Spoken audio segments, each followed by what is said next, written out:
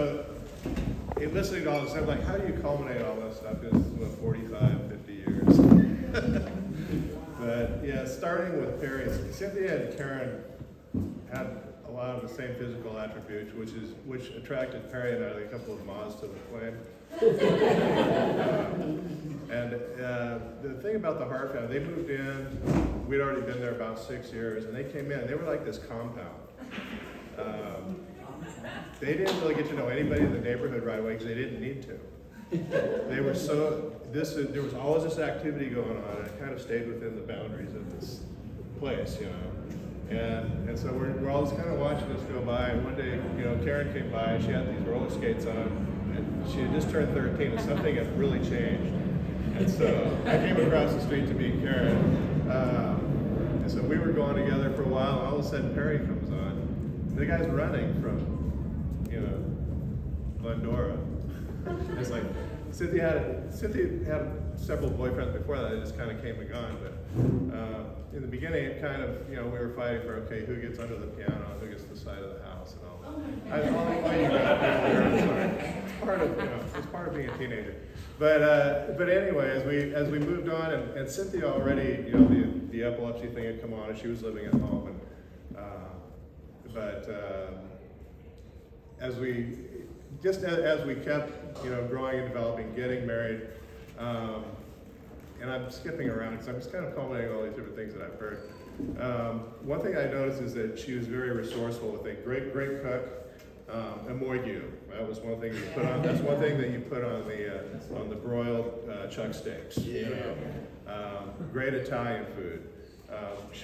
When, you know, if she didn't have money, she gets resourceful, and she goes, there's always olive trees here that have all these olives on them. They just fall off, and they throw them away every year. So it's pretty soon she's got buckets of these olives, and she learns how to cure them, and comes up with all these gourmet recipes for them. These are the Christmas presents, you know. And always, yeah, like you said, always a prayer for anything that you had. I mean, you could, you know, whatever you had going on, she would pray for you. And again, the phone calls would come in, and then I always go, how you doing? Oh, I'm doing it. Oh. It's followed by, but some of the, you know, moving on, it's like with the Hart family, as they all kind of dispersed, because they were all kind of one mind, and it was kind of all about Leo Sr. Leo Sr., you know, kind of was the Mufasa, you know, at the head of the table. And Cynthia loved that man. She loved her dad. And as Perry had said, that's why she still smokes, you know. Like, Leo was a smoker, man. But sometimes she would take on that role within groups, you know, the stern, you know. Well, like at Karen's funeral, when she stood up and everybody was done, and Matt walks in late, and she stops this whole funeral of 300 people and says, wait, Matt's here. We have to hear what he has to say. I mean, we're wrapping it up, you know, and the pastor's like, you know, it's going on 2 hours here. We got to get, you know. But always wanted to make sure that everybody was, I don't know, I suppose got their last word in.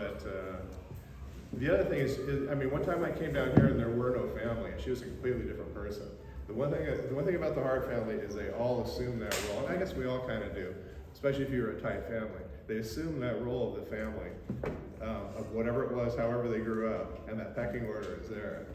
And so when you took that away, and if I just saw, you know, just Cyn and Perry, it was like this whole different person, because she didn't go into that role. Yeah.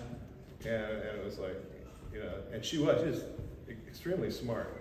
I mean, great student, you know, all that stuff, you know, and you'd lose that because you go into this whole other role of this, whatever that was, that family thing. But what a blessing to know all of you guys. Yeah. So it's everybody had their own personality and their own way of doing it. It's like, you know, we've lost 3 girls now, and it's all the blondes. Yeah. You know, what can I say? God picks his most pretty flowers for us. But anyway, yeah, so glad to be here today to see all you guys. I haven't seen you much, you know, the last few years. I haven't seen you in a long time. You got to get the last word here. Anyway, bless her heart and bless you guys. Thank you.